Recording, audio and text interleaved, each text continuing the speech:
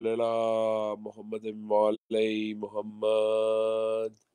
بسم اللہ الرحمن الرحیم الحمدللہ الذی جعلنا من المتمسکین بولایتہ من المؤمنین اللہم ایاک نعبد و ایاک نستعین الصلاۃ والسلام بتحیۃ والاکرام علی اشرف الانبیاء والمرسلین واولادہ الطیبین الطاہرین المعصومین ولعن اللہ تعالی علی اعدائہ والدین. اما بعد فقد قال حق سبحانہ تعالی فی کتابہ المجید وفرقان الحمید وهو اصدق الصادقین وقولہ الحق کل شاعر احسن ہو فی امام مبین. السلام علیکم یا علی علیہ السلام مدد.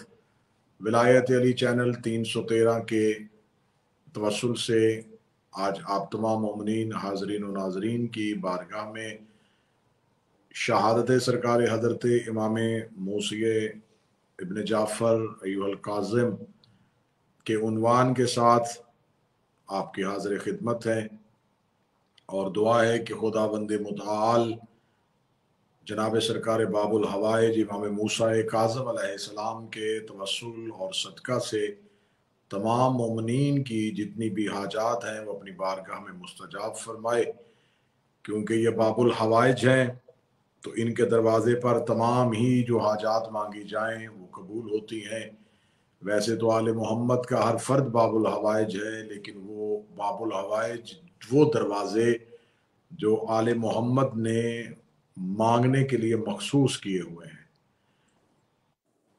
تو انہی دروازوں میں سے ایک دروازہ جسے خود آل محمد نے اپنے چاہنے والوں کے لیے مخصوص کیا ہے، یہ وہ دروازہ ہے سرکار امام موسیٰ کاظم کا. میرا مالک تمام مومنین کی جملہ پریشانیوں کو دور فرمائے، اور ولایت علی چینل 313 کے روح رواں مؤسس جناب سید انتصار شاہ صاحب، ان کا خانوادہ، ان کے بیٹے، ان کی اولاد، ان کی اہلیہ، ان کا خاندان، ان کے بھائی بہن اور ان کے دوست احباب تمام کی توفیقات خیر میں اضافہ فرمائے، سرکار ولی العصر کے ظہور میں تعجیل فرمائے. میرے آقا و مولا جس بادشاہ کا تذکرہ ہے، جس مولا کا تذکرہ ہے، نام نامی اسم گرامی، ان میرے امام کا موسیٰ ہے، کنیت ان کی ابو الحسن ہے اور لقب ان کا کاظم ہے.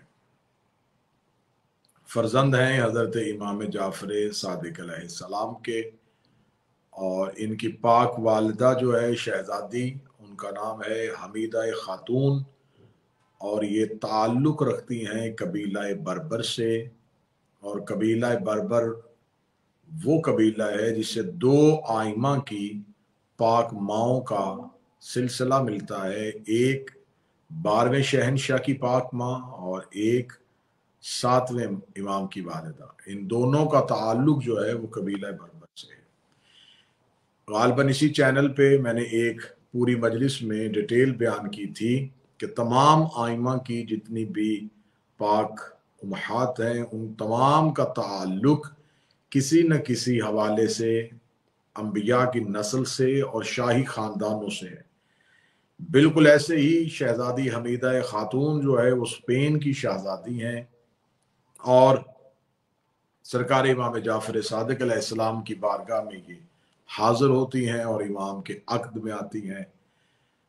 اور نام نامی ان کا جو مشہور ہے وہ حمیدہ خاتون ہے، اور ان کو عزت اور شرف میں یہ اس قدر اپنے قبیلے میں اور اپنے علاقہ میں اس قدر مشہور و معروف تھیں کہ ہمارے ہاں اردو زبان میں ایک لفظ بولا جاتا ہے کہ فلاں عورت اوصاف حمیدہ کی قائل ہے، اس کے اندر اوصاف حمیدہ پائے جاتے ہیں.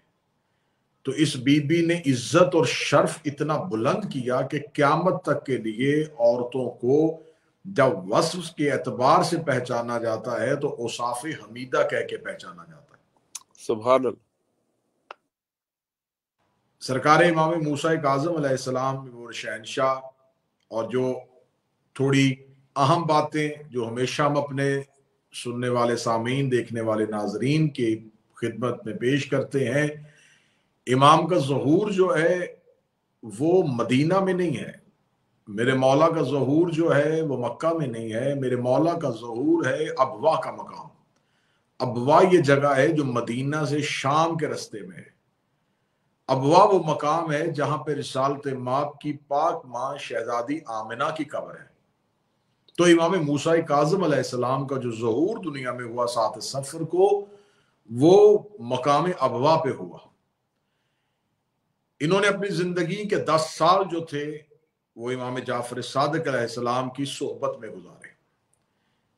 اب یہاں سے ہم مجلس کا آغاز کرتے ہیں۔ میرا سوال ہے ان تمام مسلمانوں سے جنہوں نے امام جعفر صادق علیہ السلام کی فقہ کو نہیں مانا اور امام جعفر صادق کی بارگاہ میں بیٹھنے والے شاگردوں جیسا کہ نعمان ابن ثابت جو مشہور ہے ابو حنیفہ کے نام سے، اس کی فقہ پہ عمل کرنا شروع کر دیا، جو خود کہتا ہے کہ میں نے 2.5 سے 3 سال امام کی بارگاہ میں گزارے۔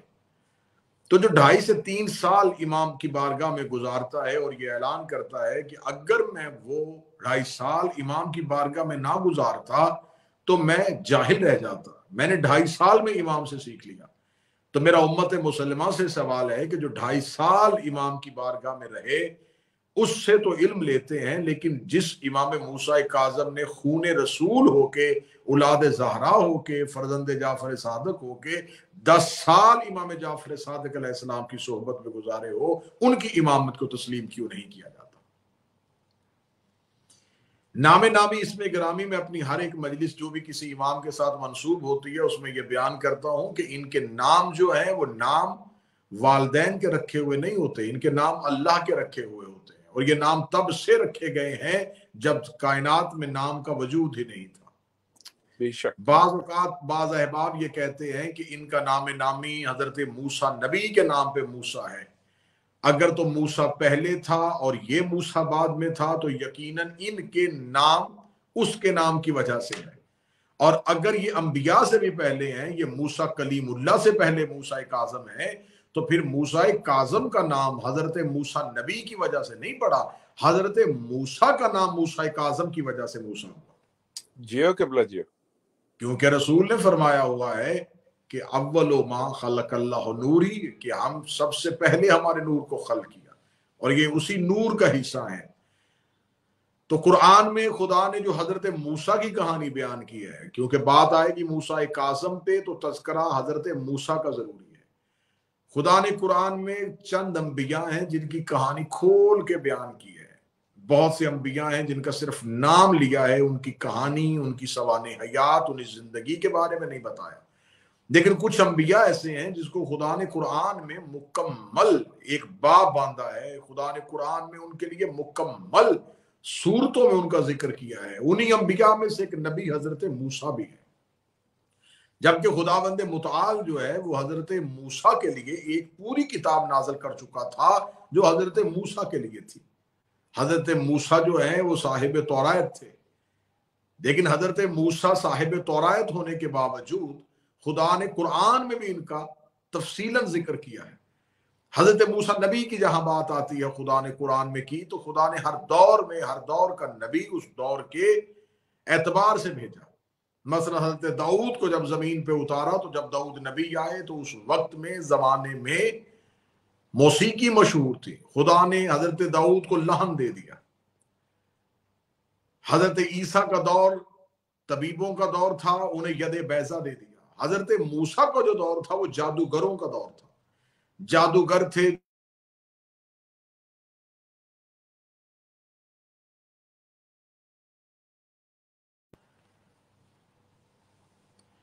حضرت موسیٰ کا دور جادوگروں کا دور تھا۔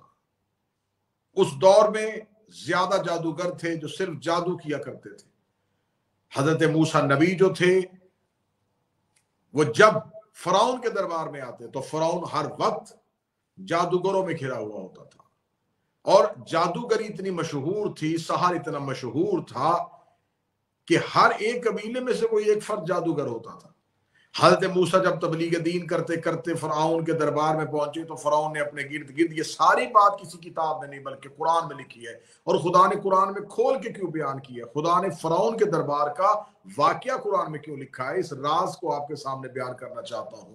وہ جادوگروں کی حکایت تھی، ایسی باتیں تو ہیں وہ ہر نبی کے ساتھ زندگی میں گزری ہیں، لیکن خدا نے حضرت موسیٰ کلیم اللہ کی اس کہانی کو، اس بات کو قرآن میں واضح جگہ دی ہے۔ جب حضرت موسیٰ دربار فرعون میں جاتے ہیں تو فرعون کے دربار میں بیٹھے ہوئے جادوگر جو ہیں وہ حضرت موسیٰ کو چیلنج کرتے ہیں، حضرت موسیٰ کو للکارتے ہیں، اور اس کے بعد وہ دربار میں چند رسیوں کو پھینک دیتے ہیں۔ جب وہ رسیوں کو پھینک دیتے ہیں تو وہ رسیاں سانپ بنتی نہیں بلکہ سانپ نظر آنا شروع ہو جاتی ہیں۔ وہ سانپ بنتی نہیں تھی بلکہ سانپ نظر آنا شروع ہو جاتی تھی۔ جو ہی حضرت موسیٰ کے سامنے وہ رسیاں سانپ بنی ہیں تو حضرت موسیٰ کو وہ رسیاں نظر آ رہی تھی، لیکن دیکھنے والوں کو وہ سانپ نظر آ رہی تھی، کیونکہ جادو معصوم کی آنکھوں پہ نہیں ہوتا، وہ جادو دربار میں بیٹھے ہوئے لوگوں کی نظروں پہ ہو گیا تھا۔ یہاں پر میں سوال کرنا چاہتا ہوں کہ موسیٰ چھوٹا نبی ہے، ہمارا نبی سردار نبی ہے، موسیٰ امتی نبی ہے، ہمارا نبی حاکم نبی ہے، تو جو چھوٹا نبی ہے اس کا فرعون دربار میں جادو پہ، آنکھوں پہ اثر نہیں ہوتا، تو ہمارے سردار نبی کو ہلکے سے بخار میں معاذ اللہ ہذیان کیسے ہو سکتا ہے؟ لعنت بے شمار۔ حضرت موسیٰ جو تھے، حضرت موسیٰ دربار میں، اور حضرت موسیٰ کے دربار میں سامنے جو ہی رسیوں کو پھینکا گیا تو وہ رسیاں، حضرت باقی دربار خالی ہو گیا، حضرت موسیٰ اپنی جگہ پہ کھڑے رہے۔ جب حضرت موسیٰ اپنی جگہ پہ کھڑے رہے تو جادوگر حیران ہوئے کہ موسیٰ کو سانپ سے خوف کیوں نہیں آیا۔ جو سانپ سے ڈر جائے وہ اللہ کی حجت نہیں ہوتی، جو سانپ سے خوف کھا جائے وہ نبی معصوم اللہ کا نمائندہ نہیں ہوتا۔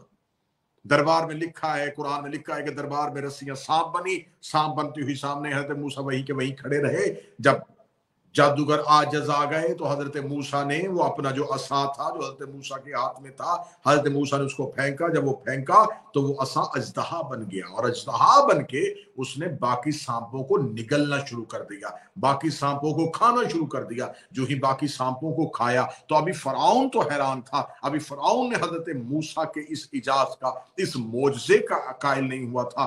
جتنے بھی جادوگر تھے وہ دربار فرعون میں موسیٰ کے سامنے، قرآن کہتا ہے، سجدے میں گر گئے، اور سجدے میں گر کے کہتے آمنت برب موسیٰ و برب ہارون، ہم ایمان لے آئے موسیٰ کے رب پر بھی اور ہارون کے رب پر بھی، موسیٰ کے رب پر بھی اور ہارون کے رب پر بھی۔ یہ کلمہ کون پڑھ رہا تھا؟ یہ فرعون نہیں پڑھ رہا تھا، یہ کلمہ پڑھا دربار کے جادوگروں نے، کیونکہ جادوگر جانتے تھے جو ہم نے کیا تھا یہ جادو تھا، جو موسیٰ نے دکھایا ہے یہ معجزہ ہے۔ جادو اور ہوتا ہے، معجزہ اور ہوتا ہے۔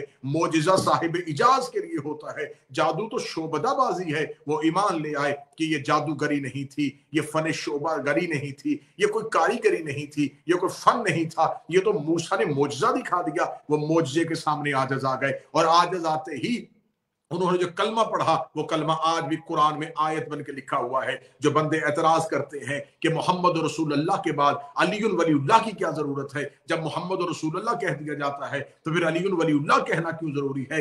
دربار فرعون میں جادوگروں نے سر سجدے میں رکھ کے کہا آمنت برب موسیٰ و برب ہارون، ہم موسیٰ کے رب پر اور ہارون کے رب پر ایمان لے آئے۔ جب تم نے موسیٰ کی نبوت کا اعلان کر دیا تھا تو ہارون کا ذکر کیوں کیا؟ وہ بے شک جادوگر تھے، جاہل تھے، کافر تھے، لیکن وہ جانتے تھے کہ تب تک نبی کا کلمہ کام نہیں آتا جب تک نبی کے وسیع کا کلمہ نہ پڑھا جائے۔ کیا بات ہے، نعرہ حیدری، علی علی علی علی، جب تک نبی کے جانشین کا تذکرہ نہ کیا جائے۔ انہوں نے کہا موسیٰ کے رب پر ایمان لے آئے، ہارون کے رب پر ایمان لے آئے۔ یہ وہ واقعہ ہے جس کو قرآن میں واضح جگہ دی گئی ہے، جس کو قرآن میں واضح ذکر کیا گیا ہے۔ حافظان قرآن جب قرآن پڑھتے ہیں تو اس واقعے کو پڑھتے ہیں، جب رمضان میں تراویح میں پڑھا جاتا ہے تو اس واقعے کو پڑھا جاتا ہے کہ خدا بار بار رپیٹ کیوں کروا رہا ہے۔ خدا اس نبی موسیٰ کے ذریعے سے کسی امام موسیٰ کا تذکرہ کرنا چاہتا تھا، خدا کسی نبی کے ذریعے سے اہل بیت کا تذکرہ کرنا چاہتا تھا۔ اب یہ ایک آپ نے تصویر کا رخ دے دیا، یہ تھا نبی موسیٰ جسے کلیم اللہ کہتے ہیں۔ قطعاً ہم شیعہ یہ نہیں کہتے، ہم یہ نہیں کہتے کہ انبیاء کی عزت نہیں ہے، ہم کہتے انبیاء علیہم السلام ہے، انبیاء قابل عزت ہے، انبیاء قابل احترام ہے۔ 1,24,000 انبیاء میں سے کسی ایک نبی کے ایمان پر، اس کی نبوت پر، ان کی عصمت پر شک کرنا کفر ہے. ہم انبیاء کی نبوت کے قائل ہیں لیکن ہم اہل بیت کو انبیاء سے افضل سمجھتے ہیں. ہم آل محمد کو انبیاء سے برتر سمجھتے ہیں کیونکہ نبی جو ہوتے ہیں وہ خبر لے کے آتے ہیں. آئمہ جو ہوتے ہیں، آئمہ معصومین جو ہوتے ہیں، وہ زمین پر اللہ کو منوانے کے لیے خود حجت بن کے زمین پر اتر آتے ہیں. یہی تو وجہ تھی کہ یہ موسیٰ کلیم اللہ تھا جس نے دربار فرعون میں اپنے اساس اژدہا بنایا تھا. بالکل اسی طریقے سے ہارون رشید ملعون نے اپنے دربار میں جادوگروں کو بلوایا اور ایک جادوگر کو بلوا کے اس نے امام موسیٰ کاظم کا دربار میں مذاق اڑوانے کے لیے، دربار میں امام موسیٰ کاظم علیہ السلام کی توہین معاذ اللہ تنقیص کرنے کے لیے اس نے امام موسیٰ کاظم کو دسترخوان پہ دعوت پہ بلایا. جو ہی امام موسیٰ کاظم دسترخوان پہ آ کے پہنچتے ہیں تو ہارون الرشید ملعون اپنے اسی ملعون جادوگر کی طرف اشارہ کرتا ہے. وہ ملعون جادوگر جادو کے ذریعے تھے. امام موسیٰ کاظم کے سامنے جو روٹی پڑی ہوئی تھی اس کو اپنی جگہ سے ہلانا شروع کرتا ہے. امام اپنا ہاتھ روٹی کی طرف بڑھاتے ہیں، روٹی امام کے ہاتھ سے آگے چلی جاتی ہے. امام اپنے ہاتھ کو اور آگے بڑھاتے ہیں، روٹی اور سرک جاتی ہے. امام چاہتے وہیں پہ اسے بھی روک سکتے تھے لیکن اگر امام وہ کام کرتے جو وہ کر رہا تھا تو آج تاریخ لکھتے تھی وہ بھی جادو کر رہا تھا، یہ بھی جادو کر رہے تھے. جو وہ کر رہا تھا وہ یہ کر رہے تھے. جب امام موسیٰ کاظم نے 3 بار اس روٹی کی طرف ہاتھ بڑھایا، اس جادوگر نے 3 دفعہ اس روٹی کو اپنی جگہ سے حرکت دلوا دی. دیکھنے والوں نے ہنسنا شروع کر دیا، لوگوں نے اپنے چہرے اپنی اباؤں کے نیچے کر کے مسکرانا شروع کر دیا. زیر لب ہارون الرشید الملعون امام موسیٰ کاظم علیہ السلام کی توہین کو مذاق کرتے ہوئے مسکرا رہا تھا. امام موسیٰ کاظم، وہ امام جس کا لقب کاظم ہے، جو غصے کو پی جاتا ہے، اس امام موسیٰ کاظم نے ایک دفعہ دربار میں دائیں دیکھا، ایک دفعہ دربار میں بائیں دیکھا. سامنے قلین پہ ایک شیر بنا ہوا تھا. امام نے اسے کہا دیکھ کیا رہا ہے؟ دیکھ نہیں رہا کہ امامت کا مذاق ہو رہا ہے؟ اتنا کہنا تھا. وہ دھاگے میں بنا ہوا شیر اصل صورت میں آیا. اصل صورت میں آتے ہی اس نے اس جادوگر کو نگلا، اس جادوگر کو کھاتے ہی دوبارہ وہ پھر تصویر کی صورت میں چلا گیا. ایسا ایک لمحے میں ہوا. اس کے لیے کچھ لمحے زیادہ درکار نہیں ہوئے تھے. ایک لمحے میں یہ ہوا کہ دھاگے سے نکلتا ہوا شیر ہوا اور شیر نے اس جادوگر کو کھایا اور واپس تصویر کی صورت میں چلا گیا. پورے دربار میں سناٹا طاری ہو گیا، پورے دربار میں خاموشی طاری ہو گئی. ہر کوئی انگشتے بدن داں ہو گیا، ہر کسی کا بدن کانپنا شروع ہو گیا. ہارون رشید ملعون ڈر گیا اور خوف زدہ ہوا. خوف زدہ ہو کے اس نے امام کی طرف دیکھا کیونکہ وہ جو موسیٰ کلیم اللہ تھا اس کا عصا اژدہا بنا تھا. لمحوں میں یہاں پر وہ جو شیر تھا وہ دھاگوں سے ہڈیاں، ہڈیوں سے جسم، جسم میں گوشت، گوشت میں پوست، اس کا نکلنا اور نکل کے پھر جادوگر کو کھانا اور کھا کے واپس قلین میں چلے جانا. بالکل ویسے ہی جیسے عصا اژدہا بنا تھا اور اژدہا سے پھر عصا بن گیا تھا. لیکن وہ عصا تھا، اسے زندہ کیا گیا تھا، اس عصا کو اژدہا بنایا گیا تھا. اس شیر میں روح پھونکی گئی تھی. جو ہی امام موسیٰ کاظم کو دیکھا ہارون رشید نے اسے معافی مانگتے ہوئے کہا میں آپ کے معجزے کا اقرار کر گیا، میں آپ کی امامت کا اقرار کر گیا. یہ تو ہم نے ایک مذاق کیا تھا. کیا آپ میرا جادوگر واپس کر سکتے ہیں جسے شیر نے نگل لیا ہے؟ اتنا کہنا تھا. امام موسیٰ کاظم نے جو جواب دیا وہ جواب آج بھی تاریخ کے ماتھے پہ جھومر بن کے چمک رہا ہے. امام موسیٰ کاظم کو خبر تھی یہ ملعون صرف امامت کے اختیارات کے منکر نہیں، یہ قرآن کی صداقت کے بھی منکر ہے. امام نے مسکرا کے فرمایا اگر موسیٰ نبی کا عصا اور بننے والا اژدہا ان سانپوں کو واپس کر دیتا تو میں بھی اس جادوگر کو واپس کر دیتا. یہ خدا کی حجت ہے، جسے حجت سزا دے دے اسے پھر کوئی بھی زندہ نہیں کر سکتا. نعرہ حیدری جسے حجت سزا دے دے اسے کوئی زندہ نہیں کر سکتا، جسے حجت سزا دے دے اسے کوئی زندہ نہیں کر سکتا. اگر میرے محترم سامعین کا ذہن اس بات پہ آمادہ ہو گیا ہے تو میں بات کو اسی طرف لے کے چلا جاتا ہوں جب مولا امیر المومنین کے سامنے ایک شخص کو جھوٹا مردہ بنا کے جنازہ کفن میں لپیٹ کے سامنے رکھا گیا تھا اور امام امیر المومنین امام المتقین سے کہا گیا تھا کہ آپ اس کا جنازہ پڑھا دیجئے. وہ وارث علم لدنی، وہ منبر سلونی کا مالک، وہ نہ ہونے سے پہلے ہونے کو جاننے والا مولا کیا نہیں جانتا تھا کفن کے نیچے زندہ ہے؟ کیا نہیں جانتا تھا یہ میت نہیں ہے؟ لیکن مولا امیر المومنین نے کہا اگر میں جنازہ پڑھاؤں، تکبیریں نہیں کی، دعائیں نہیں پڑھی، امام نے کہا مر گیا ہے تو مر گیا ہے. اتنا کہنا تھا. جب اس کو ہلا کے دیکھا تو وہ واقعی مر چکا تھا. سب نے ہاتھ باندھ کے کہا مولا مذاق کر رہے تھے، چلے اب اسے زندہ کر دیجئے. امام نے فرمایا اب تو یہ زندہ نہیں ہو سکتا، قیامت کو ہر کوئی اٹھے گا، یہ پھر بھی نہیں اٹھے گا کیونکہ اسے علی نے مارا ہے. اس کا صرف بدن نہیں مرا، اس کی روح مر گئی ہے. کیا بات ہے. نعرہ حیدری علی علی علی علی علی. नबूवत और इमामत का फर्क देखिए, वो नबी मूसा था, ये इमाम मूसा है। फराउन किसी शख्स का नाम नहीं, फराउन हर दौर में हुज्जत के सामने हुज्जत को ललकारने वाले का नाम था। वह फराउन बगदाद, वह फराउन मिस्र, वहां भी मूसा यहां भी मूसा, लेकिन फर्क था, वो कलीमुल्लाह था, ये हुज्जतुल्लाह, यब्ना रसूल अल्लाह था। हज़रत यूसुफ नबी, कुरान में वाज़े कुरान में तस्करा हज़रत यूसुफ नबी का, बल्कि खुदा ने कुरान में हज़रत यूसुफ के किस्से को बेहतरीन किस्सा कहा है, अहसनुल कसस, किस्सों में से बेहतरीन किस्सा हज़रत यूसुफ नबी का। हज़रत यूसुफ नबी से भी अगर मैं हज़रत मूसा कलीमुल्लाह की बात की और इमामत का तारुफ करवाया, अब आइए हज़रत यूसुफ नबी है। कुरान कहता है कि हज़रत यूसुफ अजीज मिस्र के महल में रहते थे।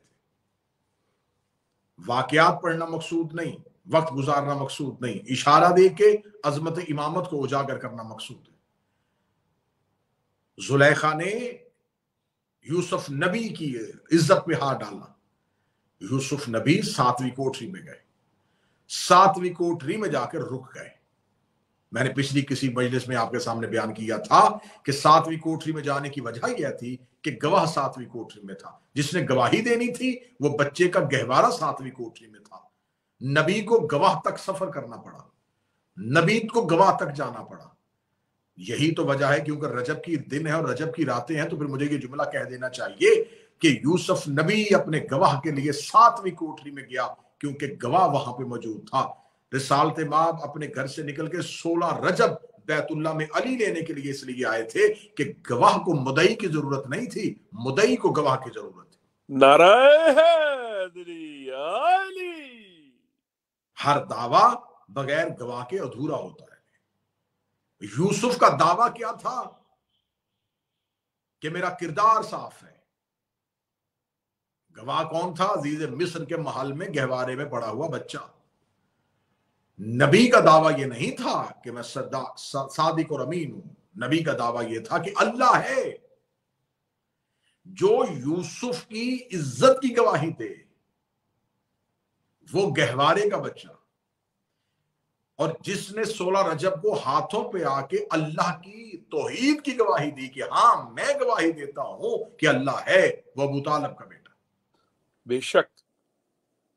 अब हज़रत यूसुफ ने 7वीं कोठरी में गए, 7वीं कोठरी में जाके अपनी इज्जत को बचा लिया। हज़रत यूसुफ 7वीं कोठरी में गए, 7वीं कोठरी में जाके एक गहवारे के बच्चे की गवाही भी दिलवाई। लेकिन फिर भी हज़रत यूसुफ का जुलेखा ने वहां खड़े होकर ये नहीं कहा कि यूसुफ सच्चा है, वहां खड़े होकर ये नहीं कहा कि इस बच्चे के बोलने की वजह से मैं आज आ गई, मैं यूसुफ से माफी मांगती हूं। वो अपनी जिद पे कायम रही। ये नबी था जो इज्जत बचाने के लिए 7वीं कोठरी में खुद चल के गया। वाकया बार बार लफ्ज रिपीट कर रहा हूं ताकि अजमत इमाम समझ में आ सके। यूसुफ नबी अलैहिस्सलाम इज्जत बचाने के लिए 7वीं कोठरी में गए, गवाह वहां पर मौजूद था। लेकिन इतना मौजज़ा दिखाने के बावजूद भी ना अजीज मिस्र माना, ना ही जुलेखा मानी। यूसुफ को कैद खाने में जाना पड़ा, जिंदान में जाना पड़ा। मोजज़े ने अजीज मिस्र पे भी असर नहीं किया, मोजज़े ने जुलेखा पर भी असर नहीं किया। अब आइए मूसा काज़म की बात करते हैं। जिंदान की आखिरी सीढ़ियों से नीचे उतर के एक गहरे जिंदान में, एक तंगो तरीक जिंदान में अल्लाह की हुज्जत इमाम मूसा काज़म हारून मलआउन ने सिपाहियों से मिलके मंसूबा साजी की कि एक फाहिशा औरत को इमाम के जिंदान में उतारते हैं, फिर इमाम पर वो इल्जाम लगा के इमाम का कत्ल कर देते हैं। जब भेज दिया गया फाहिशा औरत को और उससे कहा किसी न किसी तरीके से इमाम को गुनाह के लिए आमादा कर लेना, امام کو گناہ کی طرف راغب کر لینا، یہ انتظار کرتے رہے۔ تھوڑی دیر کے بعد جب انہوں نے زندان کی کھڑکی کھولی، آگے امام سجدے میں تھا، پیچھے وہ عورت سجدے میں تھی۔ آگے امام سبحان ربی الاعلیٰ پڑھ رہے تھے، پیچھے وہ عورت سبحان ربی الاعلیٰ پڑھ رہی تھی۔ آگے امام تسبیح پڑھ رہے تھے، پیچھے وہ عورت تسبیح پڑھ رہی تھی۔ جو 7ویں کوٹری میں جا کے صرف اپنی عزت بچائے اور زلیخا کا کردار نہ بدل سکے، اسے یوسف کہتے ہیں، اور جو ایک رات میں فاحشہ کو عابدہ بنا دے، اسے موسیٰ کاظم کہتے ہیں۔ نعرہ حیدری علی علی۔ بہت خوب۔ اس امام نے، اب آئیے تھوڑی سی اس دور کی پولیٹیکل صورتحال اور سیاسی صورتحال پہ نظر دوڑاتے ہیں۔ امام موسیٰ کاظم علیہ السلام نے 4 مختلف ظالم ترین بادشاہوں کا عہد دیکھا۔ بچپن تھا تو منصور دوانکی کے ظلم دیکھے۔ یہ منصور دوانکی ملعون وہ جس نے حد کر دی تھی اہل بیت علیہ السلام پہ ظلم کرنے کی، لعنت بے شمار۔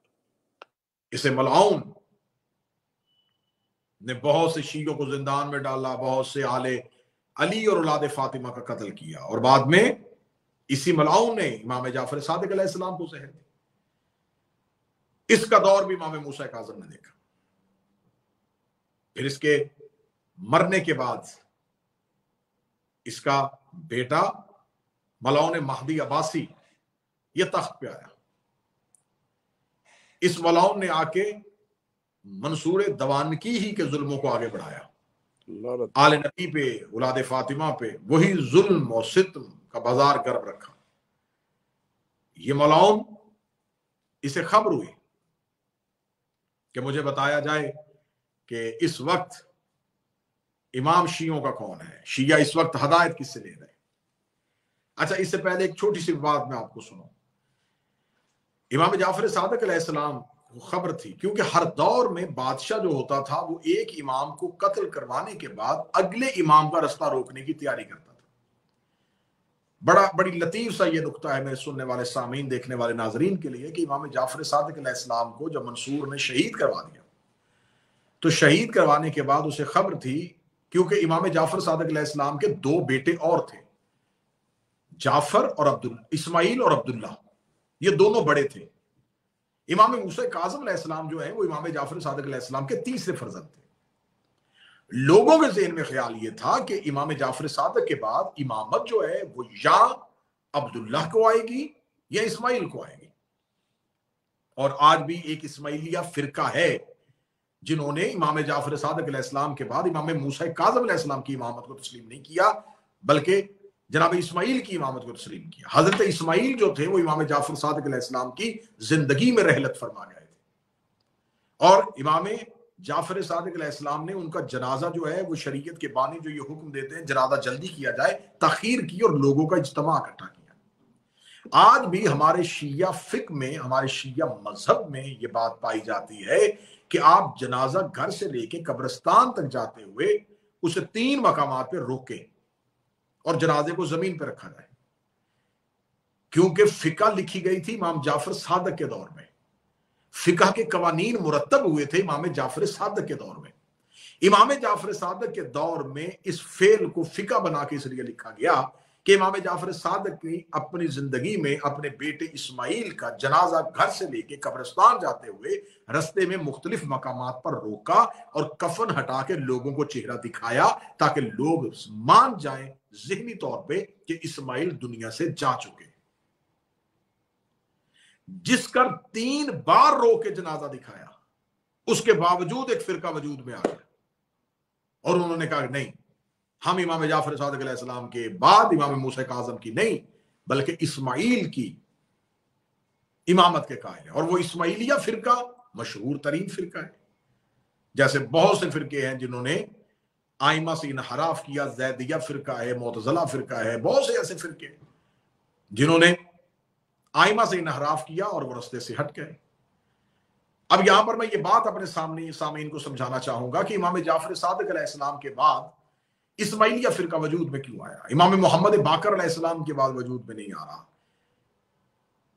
یہ جہاں جہاں یہ فرقے وجود میں آئے، چاہے یہ زیدیہ ہیں چاہے یہ اسماعیلیہ ہیں، آپ اگر اس دور کو زوم کر کے دیکھیں تو آپ کو ایک چیز کامن ملے گی کہ جس امام کے جانے کے بعد اس کے کسی نہ کسی جانشین کو غلط طور پہ امت نے امام سمجھا، اس کی وجہ یہ تھی کہ اصل امام کا غائب رہنا۔ امام جعفر صادق علیہ السلام کے بعد امام موسیٰ کاظم جو ہے وہ امت سے کٹ گئے، 1 سال کا قید، پھر امام پہ نظر بندی، پھر ایک لمبا عرصہ قید، 13 سال کی پھر قید۔ تو یہ وہ ٹائم تھا جس میں امت سے امام مربوط نہیں رہے۔ اور ہمارے یہاں نہیں بلکہ انسانیت کا یہ المیہ ہے کہ جب حجت نظر نہ آئے تو انہوں نے 40 دن کے اندر اندر ہارون کو، جس کا باقاعدہ حضرت موسیٰ اعلان کر کے گئے تھے، تو ہارون کو چھوڑ کے جو قوم سامری کے بچڑے کو پوجنا شروع ہو گئی تھی، وجہ کیا تھی؟ نبی نظروں سے اوجھل ہوا، انہوں نے نبی کی جگہ پہ بچڑے کو پوجنا شروع کر دیا، اللہ کی جگہ پہ بچڑے کی عبادت کر دی۔ اور موسیٰ نبی جاتے ہوئے کہہ کے گئے تھے کہ ہارون میرا وصی ہے، ہارون میرا جانشین ہے، اور امت اس قدر بدخبر تھی کہ ہارون جیسے جانشین کے ہوتے ہوئے بچڑے کی پوجا شروع کر دی۔ نبی غدیر میں کہہ کے گئے تھے کہ میرے بعد علی میرا وصی ہے، لیکن انہوں نے علی کو چھوڑ کے اپنی مرضی کے خلفاء کی پوجا کرنی شروع کر دی۔ بالکل اسی طریقے سے امام جعفر صادق علیہ السلام کے بعد امام موسیٰ کاظم غیبت کے دور میں گئے اور لوگوں نے اسماعیل کو امام بنا لیا، اور آج تک وہ اسماعیلیہ فرقہ ہے اور وہ اپنے سوچ اور اپنے ذہن سے ہٹنے کے لیے تیار نہیں۔ تو یہاں میں سوال کرتا ہوں کہ امامت غیبت میں 13 سال کے لیے جائے، امام غائب 2 سال کے لیے ہو، امام غائب 8 سال کے لیے ہو، تو فرقے وجود میں آ جاتے ہیں۔ اس وقت امام ولی العصر کی غیبت کا عرصہ کتنا طولانی ہو گیا ہے، اب کتنے فرقے وجود میں آ گئے ہیں، اب کتنے ذہن وجود میں آ گئے ہیں، اب کتنے لوگوں کو نائب امام بنا دیا گیا ہے، آج کتنے لوگوں کو امامت کا دعویٰ کرنے میں مجبور کر دیا گیا ہے۔ آج آل محمد کو چھوڑ کے کن کی عزت اور کن کی احترام کا چرچا ہو رہا ہے۔ تو جب امام غائب ہوتا ہے تو اصل میں امام غائب نہیں ہوتا، اصل میں امت کی آزمائش شروع ہو جاتی ہے، ماننے والوں کا امتحان شروع ہو جاتا ہے کہ نہ نظر آتے ہوئے بھی کون عقیدے پہ قائم رہتا ہے، نہ نظر آتے ہوئے بھی کون استقامت دکھاتا ہے۔ تو امام کے سامنے بیٹھ کے امام کی امامت کا اقرار کرنا یہ اتنا آسان کام ہے، یہ اتنا مشکل نہیں ہے جتنا غائب امام کی امامت کا اقرار کرنا ہے۔ بے شک بے شک۔ اب امام موسیٰ کاظم علیہ السلام کے 2 بھائیوں پر اور پھر امام موسیٰ کاظم علیہ السلام، لیکن امام جعفر صادق علیہ السلام کو ان کی زندگی میں جب بھی کسی نے پوچھا کہ مولا آپ بتائیں کہ آپ کے بعد امامت، تو آپ نے اپنے بیٹے حضرت موسیٰ کی طرف اشارہ کیا کہ میرے بعد میرا بیٹا موسیٰ جو ہے وہ امام ہوگا اور وہی میرا وصی برحق ہوگا۔ لیکن اب امام جعفر صادق علیہ السلام نے یہ وصیت کن کو کی تھی؟ یہ وصیت ان لوگوں کو کی تھی جو لوگ امام موسیٰ کاظم، جو پکے شیعہ تھے، جن کے بارے میں امام کو کوئی شک نہیں تھا، لیکن امام جانتے تھے کہ مختلف مخبر بھیجے جا رہے ہیں، اور وہ مخبر جو ہیں وہ پوچھنا چاہتے ہیں کہ امام جعفر صادق کے بعد امام کون ہوگا، کون سا بیٹا ہے جو امام ہوگا، تاکہ اس کا قتل بھی کیا جا سکے۔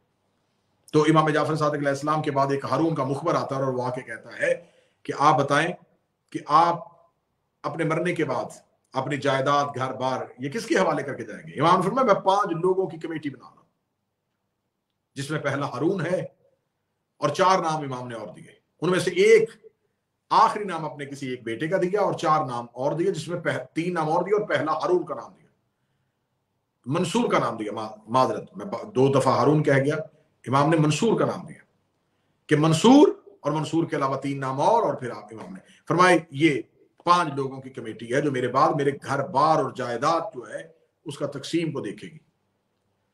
جو ہی امام کی شہادت ہوئی تو منصور نے پہلا سوال کیا کہ امام اپنے بعد اپنی وراثت کس کے حوالے کر کے گئے؟ جس کے بھی حوالے کر کے اس کے قتل کرو۔ تو انہوں نے فوراً کہا کہ اگر تو نے امام کی وراثت کے مالک کو قتل کرنا ہے تو امام نے تو اس کمیٹی میں تجھے بھی رکھا ہوا ہے۔ یہ حکمت امامت تھی امام موسیٰ کاظم کو محفوظ رکھنے کے لیے۔ اب 10 سال تک منصور 10 سال تک مسلسل امام موسیٰ کاظم کے دور میں زندہ رہا، لیکن امام موسیٰ کاظم کی طرف اس کا متوجہ نہ ہونے کی 2 وجوہات مجھے تاریخ میں ملی۔ پہلی وجہ امام کی یہ وصیت جس سے امام نے اس کے ہاتھ باندھ دیے تھے، اور دوسری وجہ کہ یہ منصور دوان کی تعمیر و ترقی کا بڑا شوقین تھا اور یہ بغداد شہر تعمیر کر رہا تھا۔ یہ بغداد میں بڑے بڑے محل بنوا رہا تھا اور بغداد کو بلاد اسلامی کا مرکز بنانے کے لیے اپنی پوری طاقت، پیسہ، دولت صرف کر رہا تھا. تو اس نے 10 سال امام سے نظر پوشی کی، امام کی طرف متوجہ نہ ہوا. منصور کا دور گزرا، مہدی کا دور آیا، اس ملعون نے امام پر سختی کر دی. اب یہ امت کا امتحان تھا، یہ ماننے والوں کا امتحان تھا. یہاں پر میں ایک بات نصیحتاً کہوں گا اور یقیناً یہ کچھ احباب تک نصیحت اثر کرے گی. امام موسیٰ کاظم علیہ السلام کے ایک بہترین صحابیوں میں سے ایک صحابی ہے جن کا نام صفوان تھا. یہ امام کے بڑے بہترین صحابی تھے. یہ اونٹ پالتے تھے اور اونٹوں کو لوگوں کو کرائے پہ دیتے تھے. ایک دفعہ یہ امام سے ملنے کے لیے آئے تو امام نے اس سے کہا کہ میں تمہاری استقامت، تمہاری ہم سے محبت، اس پہ خوش ہوں، لیکن میں ایک بات پہ تم سے ناراض ہوں. اس نے کہا مولا وہ کون سی بات ہے؟ امام نے فرمایا کہ مجھے خبر ہوئی ہے کہ تم نے ہارون الرشید کو اونٹ کرائے پہ دیے. اس نے کہا بالکل مولا، لیکن میں کبھی بھی اس کا قائل نہیں رہا، میں اس کو مانتا نہیں ہوں، میں کبھی بھی اسے تسلیم نہیں کرتا، لیکن مولا میں نے یہ صرف اور صرف اونٹ اس کو حج پہ جانے کے لیے، وہ قافلہ لے کے جا رہا تھا تو اس قافلے کے لیے اس کو لوگ، بہت زیادہ لوگ لے کے جا رہا تھا، تو ان لوگ جن لوگوں کے پاس اونٹ نہیں تھے اور وہ ہارون کے قافلے میں جا رہے تھے تو اس نے مجھ سے ان کے لیے اونٹ کرائے پہ لیے، تو میں نے ان کو اونٹ کرائے پہ دیے. تو میرے مالک ان سے یہ تجارت کر دینا میرے لیے کوئی ان کے عقیدے کو تسلیم کر لینا تو نہیں، میں تو آپ کی امامت کا قائل ہوں، میں تو آپ کے جد علی کی ولایت کا قائل ہوں. اب یہ ہے آج کے دور کے شیعوں کے لیے امام موسیٰ کاظم کی سیرت میں سے ایک اثر کر دینے والا واقعہ. امام موسیٰ کاظم علیہ السلام نے اس سے صفوان سے کہا کہ بے شک تو ہماری امامت کو مانتا ہے، تو ہارون کا گرویدہ نہیں ہے، تو ہارون کی خلافت کو تسلیم نہیں کرتا، لیکن یہ بات تو مانتا ہے کہ تو نے اس سے تجارت کی ہے، تو نے اونٹ کرائے پہ دیے ہیں. اب تیرے دل میں یہ حسرت تو ہے کہ وہ حج سے واپسی تک زندہ رہے تاکہ تجھے تیرے اونٹوں کا کرایہ مل سکے. اس نے کہا ہاں مولا یہ تو ہے کہ مجھے میرے اونٹوں کا کرایہ ملنے کے لیے ہارون کا زندہ رہنا ضروری ہے. امام نے فرمایا جس نے ایک لمحہ بھی ہمارے دشمن کے لیے خیر چاہا اس نے ہم سے روح گردانی کی. ایک لمحہ بھی جس نے ہمارے دشمن کے لیے اپنے دل میں خیر چاہا، سمجھو کہ اس نے ہم سے روگردانی کی. تو پھر آج کا دور کا شیعہ دیکھے، اتحاد بین المسلمین کا دعویٰ کرنے والے دیکھے، آج آل محمد کے دشمنوں کو ہاتھ ملا کے ان کے پیچھے نمازیں پڑھنے والے سوچے کن منہ سے امام موسیٰ کاظم کی بات کرتے ہیں. امام موسیٰ کاظم تو کہتے ہیں کہ تم نے ایک لمحے کے لیے دل میں ہمارے دشمن کے بارے میں خیر بھی سوچ لیا. اور آج کوئی کہے کہ نہیں ہمارے محمد کے قاتلوں کو مقدسات سمجھ کے ان کا احترام کریں گے تو پھر ان کا کوئی حق نہیں ہے، پھر وہ انہی کے قائل ہو. امام موسیٰ کاظم کی بات نہ کریں، علی بن ابی طالب کی بات نہ کریں، جناب سیدہ کی بات نہ کریں. شیعہ مذہب کی معتبر کتابوں میں سے کتاب ہے رجال کشی. رجال کشی میں سے میں امام جعفر صادق علیہ السلام کی حدیث دکھانے کے لیے تیار ہوں کہ امام جعفر صادق نے کہا ہمارا دشمن مسجد بھی بنا رہا ہو تو اس کی تعمیر میں حصہ نہ ڈالنا. جیو قبلہ جیو. وہ اللہ کا گھر بھی بنا رہا ہو تو اس مسجد کی تعمیر میں بھی حصہ نہ ڈالنا. تو جہاں آئمہ کے اتنے سخت قوانین ہیں، اب آپ یہ کیجئے گا دوسری جگہ تصویر کا میں دوسرا رخ بھی دکھاؤں. ادھر صفوان سے یہ کہا جا رہا ہے کہ تو نے ہمارے دشمن کے لیے دل میں سوچ لیا. دوسری طرف علی بن یقطین ایک صحابی ہے، وہ ہارون کے دربار میں سرکاری منصب پہ ہے. وہ امام موسیٰ کاظم کے پاس آ کے کہتا ہے کہ مولا میں نوکری چھوڑنے لگا ہوں. مولا نے فرمایا کیوں؟ اس نے کہا مولا وہ دشمن ہے آپ کا، میں اس کے دربار میں نوکری کیسے کروں؟ مولا کو علی بن یقطین کے عقیدے پہ یقین تھا. مولا نے فرمایا نہیں، تیری جگہ وہ کسی اور کو بٹھائے گا، وہ ہمارے شیعوں کے حق کو کھائے گا. تو اسی کے دربار میں بیٹھ کے ہمارے شیعوں کے لیے آسانی پیدا کر، سمجھ تو نے ہمارا حق ہمیں واپس کر دیا. سبحان اللہ. اب یہ دو طرح کے کردار میں نے آپ کے سامنے پڑھے، ایک صفوان کا اور ایک علی بن یقطین کا. علی بن یقطین پہ امام کو یقین تھا، اسے ہارون کے دربار میں بیٹھا رہنے دیا. صفوان کے عقیدے میں کمی تھی، امام نے اسے کہا کہ تو نے دشمن کے لیے ہلکا سا بھی خیر سوچا تو ہمارے لیے روگردانی کی. تو آج جن پہ میرے مولا میرے آقا کو یقین ہے تو اب وہ تو چاہیں تو وہ دنیا کے کسی بھی کونے میں ہوں، وہ امام کے لیے جو کام کر رہے ہیں امام بہتر جانتے ہیں کہ اگر مصلحتاً انہیں ہمارے کسی دشمن کے سامنے رکنا بھی پڑے تو ان کی منزل اور ان کا مقصد ہم آل محمد ہی ہیں۔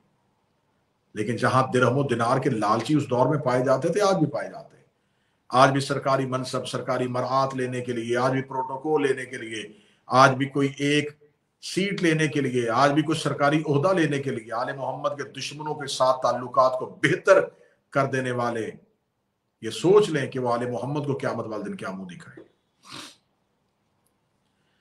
اب آئیے مولا کے مہدی عباسی، اس نے بڑی سختی کی۔ اس کے بعد اس کا بیٹا ہادی آیا تخت پہ، یہ بھی امام موسیٰ کاظم کا دور۔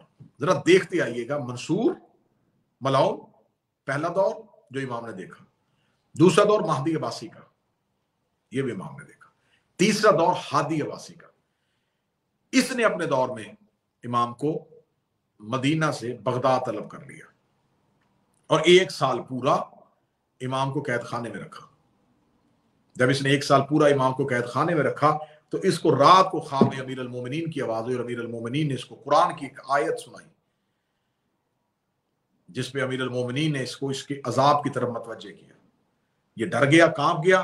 اس نے صبح کو امام موسیٰ کاظم علیہ السلام کو بلا کے امام سے معذرت کی اور معذرت کر کے امام کو سواری دے کے واپس مدینے کی طرف بھیج دیا۔ ہادی کا دور گزرتا ہے تو پھر ملعون ہارون رشید آ جاتا ہے۔ یہ دشمن آل محمد ہے، اس کے دل میں خون میں گھٹی گھٹی میں علی کا بوس بھرا ہوا تھا، لعنت بے شمار۔ یہ چاہتا تھا کہ اولاد علی یا تو میری خلافت کو تسلیم کریں، یا پھر یہ ملعون تخت پہ بیٹھ کے کہا کرتا تھا کہ میری حسرت ہے کہ میں پوری دنیا سے اولاد علی کا نشان مٹا دوں، نسل رسول کا، نسل علی کا نشان مٹا دوں۔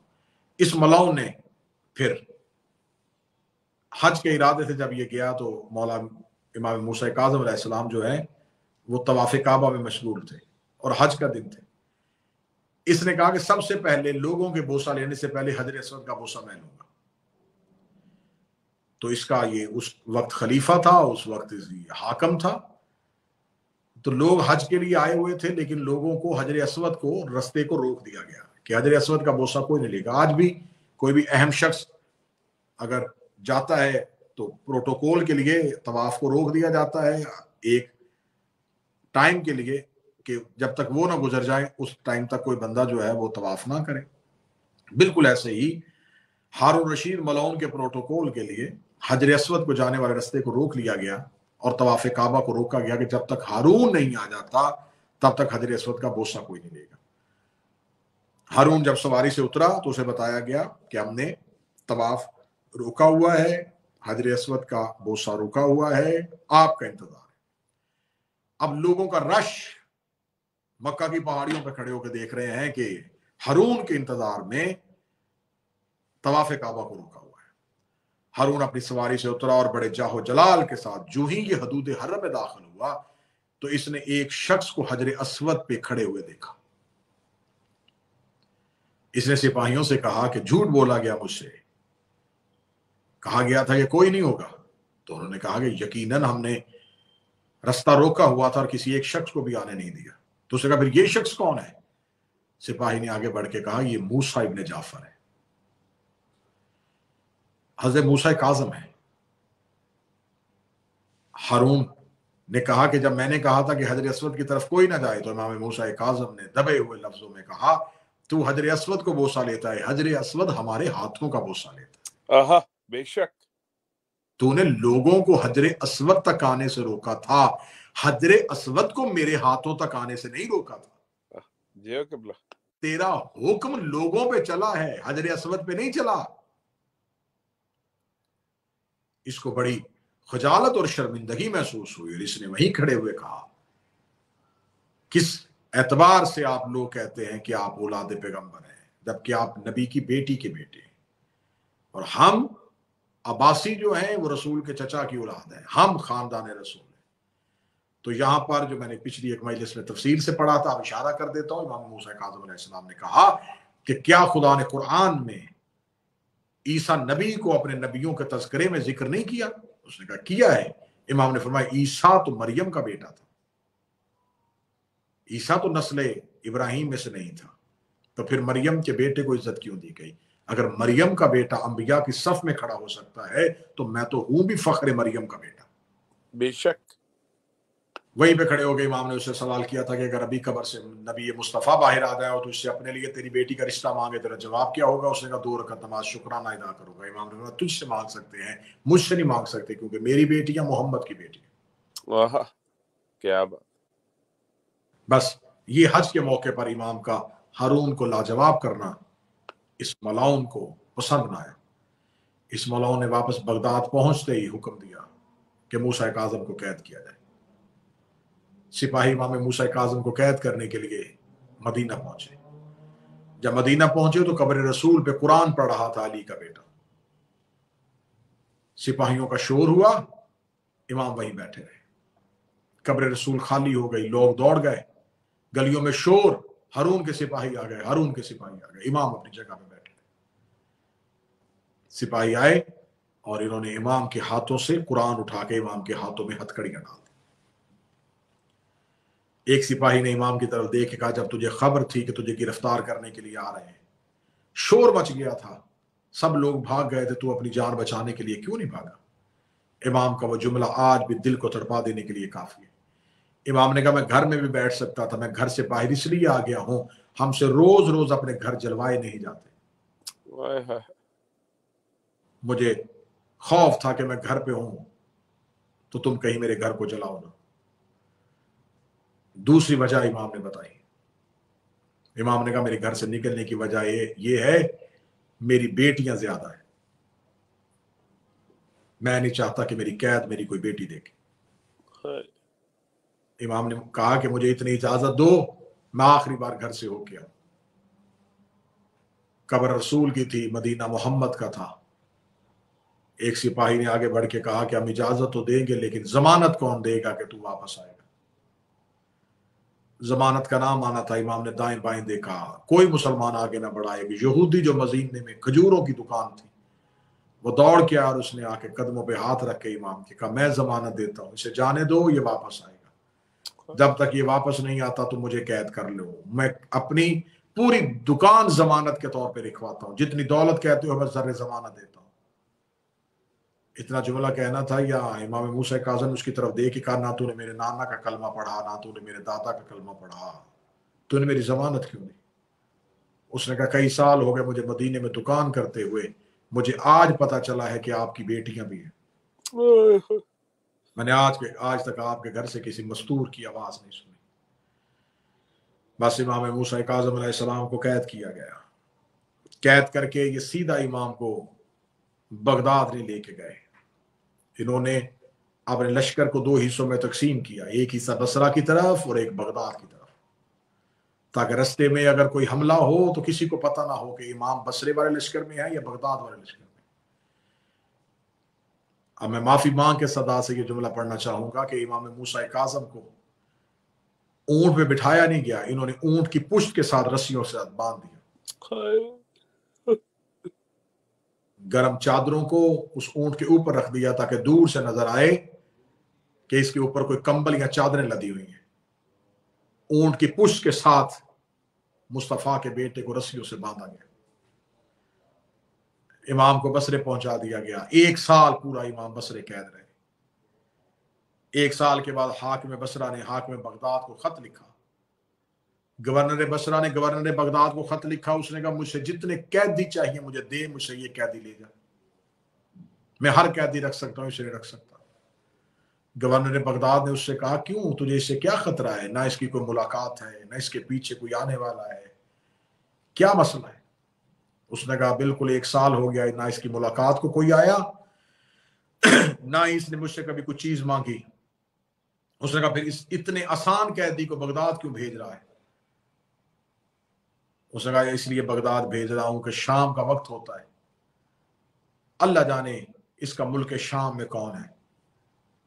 यह मुल्क शाम की तरफ मुंह करके कहता, हाय मेरी दादी, जुमला कहता है, या मेरे बसरा की जिंदान की दरो दीवार कांपती है, मेरे बसरा के कैदी रोना शुरू कर देते हैं, इतनी चीखों की आवाजें आती हैं कि मैं सुकून नहीं कर सकता। गवर्नर बसरा के कहने पर इमाम को बगदाद लाया गया। बगदाद उस वक्त तक शिया पहुंच चुके थे और शियों की मौजूदगी की इतलाहात थी। मैं माफी मांग के फिर जुमला कहना चाहूंगा सादात से, बिलखसूस इमाम को बगदाद बुला के इमाम को कैद खाने में, आम जिंदान में नहीं, इन्होंने कैद खाने के अंदर एक कुआं खोदा ताकि बाहर से दिखने में वो जिंदान खाली नजर आए। जिंदान के अंदर एक गहरा कुआं खोदा गया, उसको एक पत्थर के साथ बंद किया गया। इस मलाउन ने इमाम के लिए सख्त तरीन कैद का हुक्म दिया था। मलाउन हारून ने, उन्होंने जब जिंदान के अंदर कुआं खोदा तो उसके चारों तरफ लोहे की पर्चियां लगाई। उसके दरमियान में इमाम मूसा काज़म को उतार दिया गया। 13 साल ज़हरा का बेटा उन्हीं पर्चियों के दरमियान रहा। 13 साल न सूरज के तलू होने की खबर, न गरूब होने की खबर। जिंदान के दरोगा कहते हैं कभी कभी हम हमेशा तस्बीह की आवाज सुनते थे, दिन को रोजा रात को सजदा। कुछ खाने के लिए देते तो बड़ी मुख्तसर सी खुराक के अलावा इमाम कुछ ना खाते। एक दिन जिंदान के दरोगा ने कहा, कैदी इतना अरसा हो गया तूने हमसे कभी कोई हाजत नहीं की, मेरा जी चाहता है मैंने एक दुआ मंगवानी है, लेकिन दुआ मंगवाने से पहले तुझसे कोई हाजत पूछूं। इमाम मूसा काज़म की आवाज आई, तू अपनी दुआ बता, मैं तेरी दुआ करूं। हम किसी पे एहसान के बदले में नहीं करते। उसने कहा नहीं, दुआ मंगवाना बहाना था, असल चीज तुझसे तेरी हाजत पूछना है। कोई हाजत है तो बता। इमाम ने कहा तेरा कोई मदीना रिश्तेदार रहता है? इसने कहा मदीना रिश्तेदार तो नहीं, लेकिन कुछ दोस्त रहते हैं। इमाम ने कहा किसी तरीके से मुझे खबर मंगवा के देख, मेरी बेटियां ठीक है। इल्म इमामा से जानते भी थे, लेकिन खबर जमाने को बतानी थी कि बाप औलाद से दूर हो तो हालत क्या है। बस किताबें कहती हैं कि इस मलाउन ने 13 साल इमाम को मुसलसल उसी जिंदान, उसी कैद खाने में रखा, और आखिर 13 साल के बाद इस मलाउन ने 23 रजब को इमाम को जिंदान में खाने में जहर दी। किसी को खंजर तलवार से मारा जाए या किसी को जहर से मारा जाए, कत्ल करने के लिए जरब मारी जाए तो बदन तड़पता है। अब्बास और मूसा काज़म का फर्क यह है, अब्बास के पास तड़पने के लिए जिस्म नहीं था, मूसा काज़म के पास तड़पने के लिए जगह नहीं थी। जिसको जहर इतनी शदीद दे दी गई हो, जहर की शिद्दत ज्यादा थी। इमाम तड़पते भी तो कैसे तड़पते, अगर दाएं जाते तो दाएं की बर्छियां पहलू में चले जाती, बाएं जाते तो बाएं की बर्छियां पहलू में चले जाती। शिया कौम के मर जाने के लिए यही जुमला काफी है कि 23 रजब को जहर दी गई, 25 रजब को शहादत हुई। 2 दिन ज़हरा का बेटा उन्हीं बर्छियों में तड़पता रहा, 2 दिन ज़हरा का बेटा उन्हीं बर्छियों में तड़पता रहा। इसीलिए ज़ियारत नाहिया में मेरा इमाम कहता, मेरा सलाम हो उस कैदी इमाम को जिसके बदन को नेज़ों के साथ निकाला गया, जिसके जिस्म के गोश्त के टुकड़ों को बर्छियों से उतारा गया। इमाम मूसा काज़म का बदन का कोई टुकड़ा मौजूद नहीं था। इमाम मूसा काज़म वो कायनात का वाहिद गरीब है जिसकी लाश कासम की लाश की तरह गठरी में रखी गई।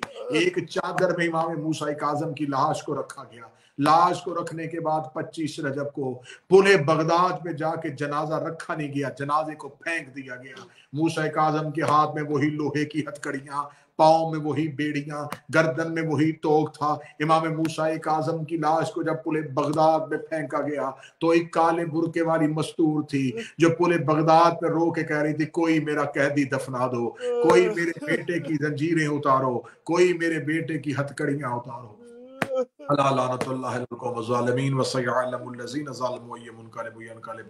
मेरा आका मेरा मौला हमारा पुरसा कबूल फरमाए, मेरी शहजादी हमारी इस अकीदत को कबूल फरमाए। मेरी बीबी जितने भी कैदी हैं मोमिनीन कैद में है, मेरा मालिक उन्हें रिहाई अता फरमाए। जो मोमिनीन परेशान है उनकी परेशानियों को दूर फरमाए। जो बे औलाद है उन्हें औलाद अता फरमाए। जो बेरोजगार है उन्हें रोजगार अता फरमाए। मेरा मालिक तमाम की तौफीकात खैर में इजाफा फरमाए। अल्लाहुम्मा सल्लि अला मुहम्मद व आले मुहम्मद।